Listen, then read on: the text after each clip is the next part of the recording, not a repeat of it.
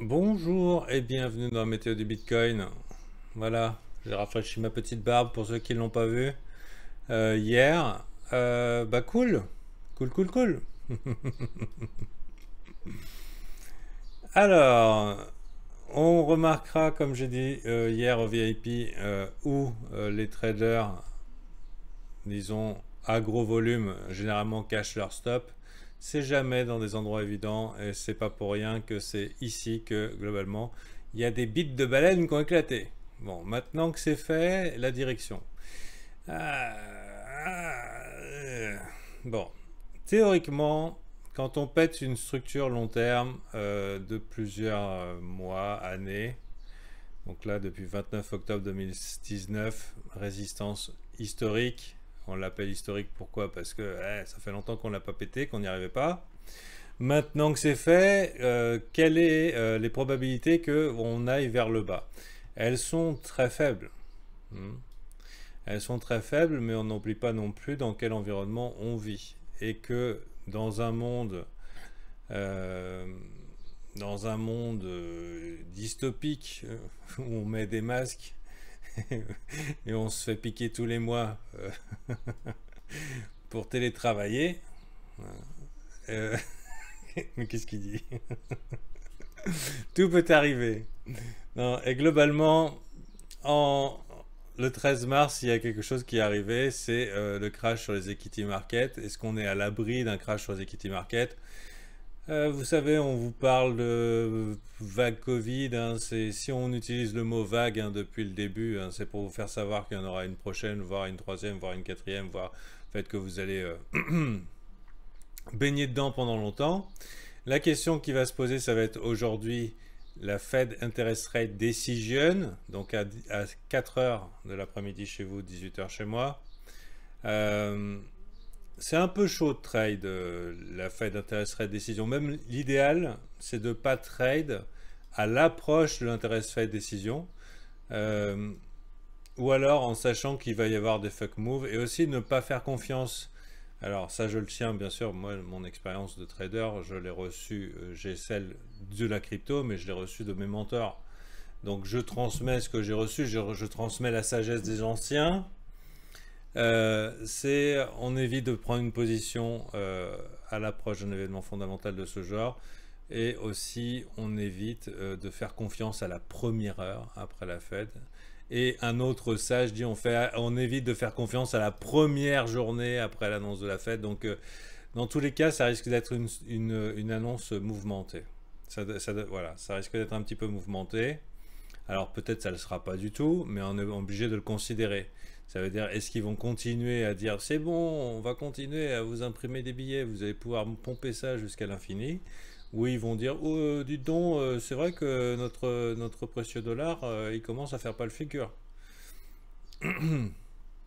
Et dans ce cas-là, bah, on verra. On verra. Donc pour l'instant, long terme, ce que nous dit la technique, c'est que s'il y avait une hésitation avant, parce que ça fait quand même 60 jours qu'on consolide, hein, c'est très rare pour le Bitcoin, enfin c'est pas très rare, si c'est plutôt rare. Là c'était quoi? C'était un mois. Donc là c'était quand même assez long. Maintenant qu'on a choisi la direction, qu'on est officiellement pour les big boys, et je peux vous dire que le monde entier l'a vu, enfin je veux dire, il n'y a pas un mec dans le trading qui n'est pas au courant qu'on vient de faire un higher high, un weekly, un plus haut sommet. Donc on est officiellement dans les caractéristiques d'un bull market, ce qui n'exclut pas un plus haut creux. Hein. Et ce qui pourrait justifier quelque chose comme ça, même si ça me paraît plutôt improbable, c'est un événement majeur. Si, bah dis donc, on pourrait pas reconfiner la planète parce que c'est rentable. Nous, on aime bien faire des grandes vagues dans les marchés. Voilà, des trucs comme ça. Donc, il faut en tenir compte. Après, tu vois un truc comme ça, les gens qui sont dans les marchés, qui voient où on en est, la déconnexion entre la réalité de l'économie et des entreprises, etc., etc. Un dollar index qui se fait la malle. Bon, bah maintenant, on regarde à gauche, un prochain support, c'est là. Donc, on ne sait pas si c'est vraiment le Bitcoin qui est bullish ou si c'est le dollar qui part en vrille. Donc à vrai dire, tout ce qui pourrait te permettre de sortir pour l'instant du truc, c'est plutôt good.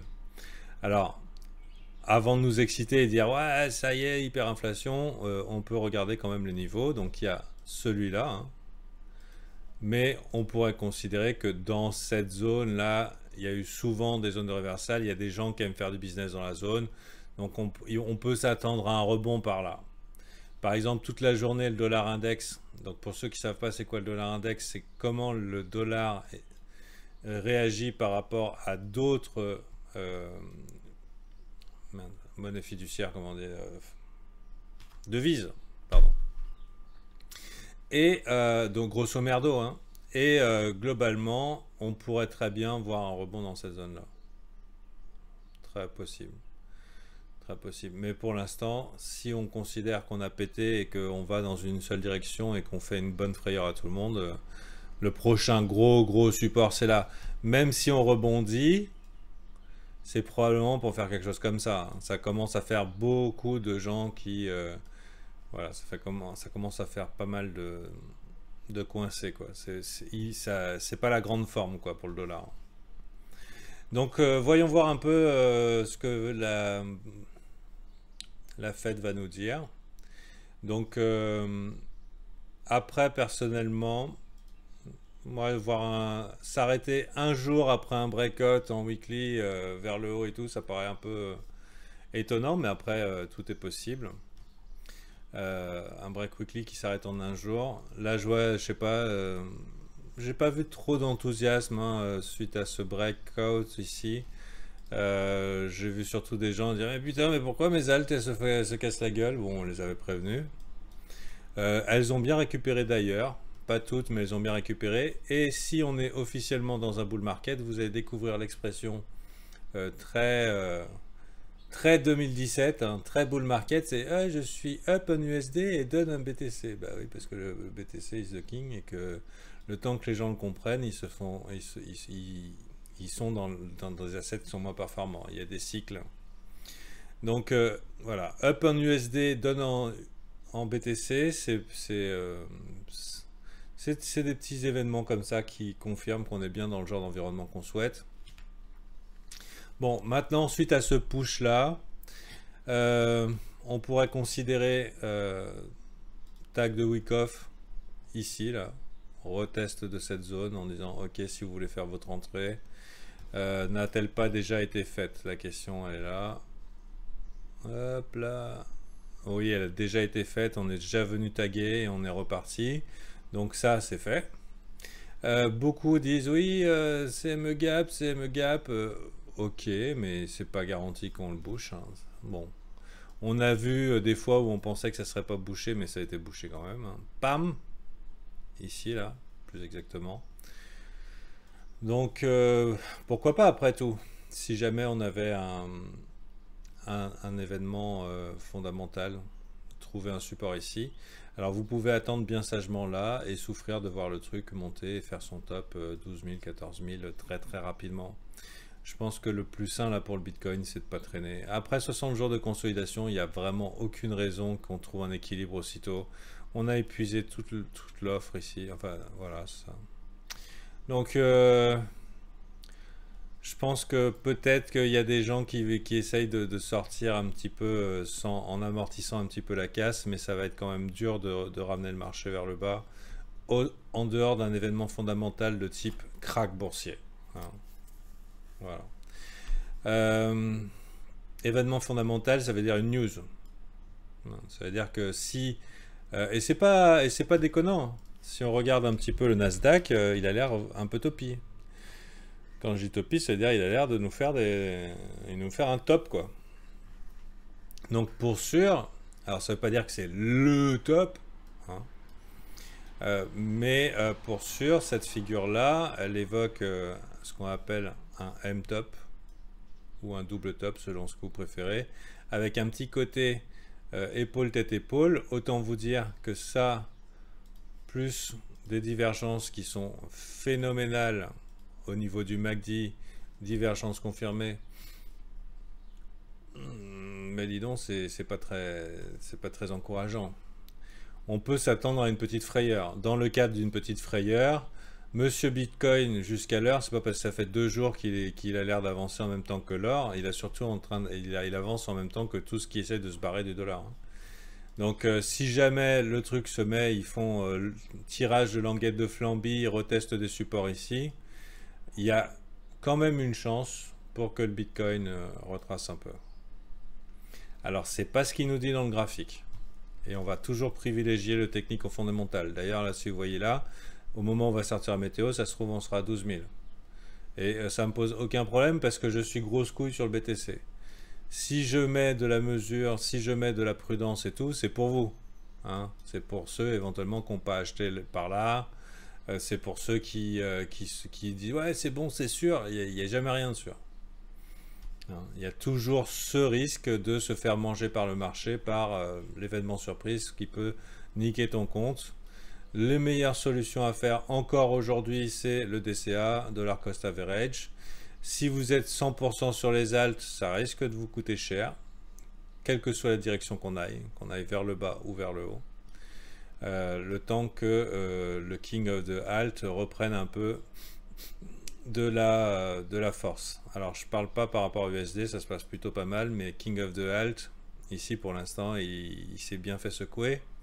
Donc faut voir s'il commence à essayer de trouver support. Lui aussi fait son tag de Wyckoff.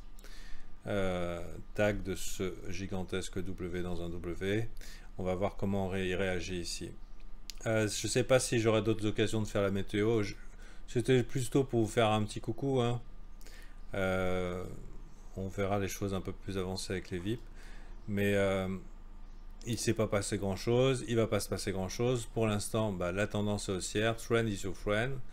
La tendance est ton ami jusqu'à ce qu'elle ne le soit plus, hein.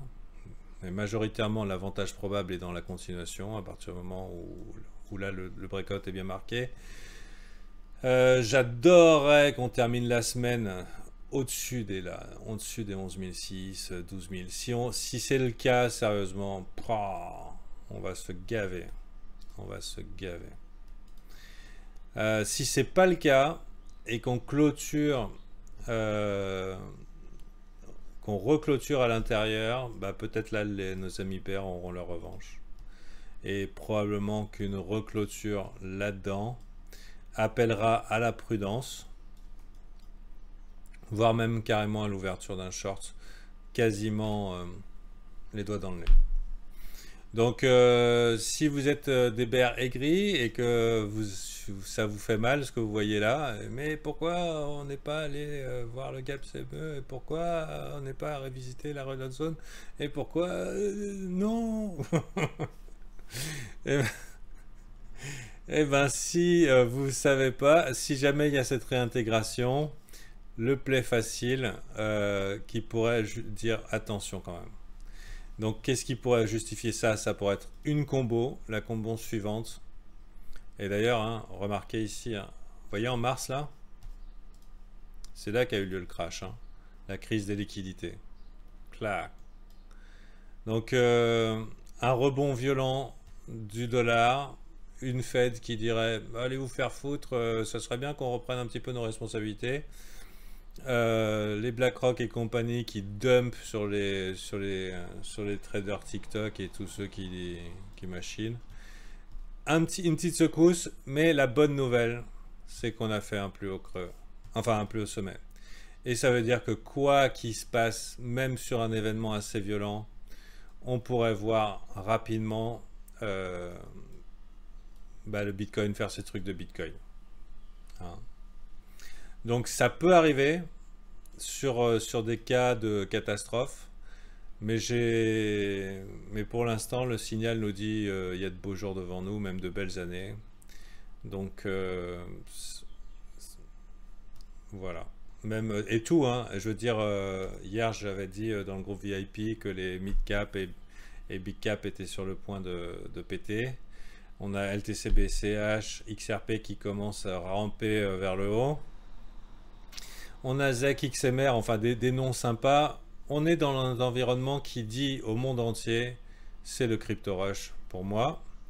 Alors, avec des turbulences sur le chemin, hein. On vit des moments exceptionnels. Voilà.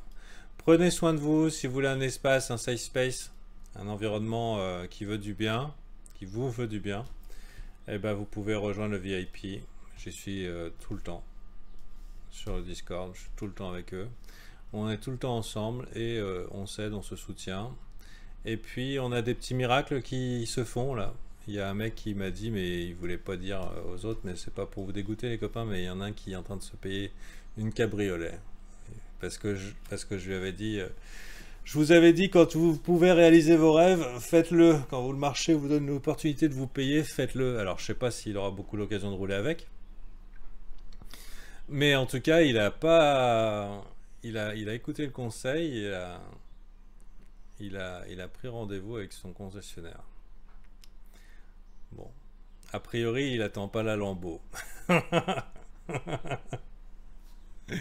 Mais c'est cool, hein? Un an de VIP, hein. Bon, allez, rendez-vous bientôt. Et si le marché vous donne l'occasion de réaliser vos rêves, attendez-vous, n'attendez pas qu'ils vous les reprennent. Alors, on a des rêves différents. Allez, bye.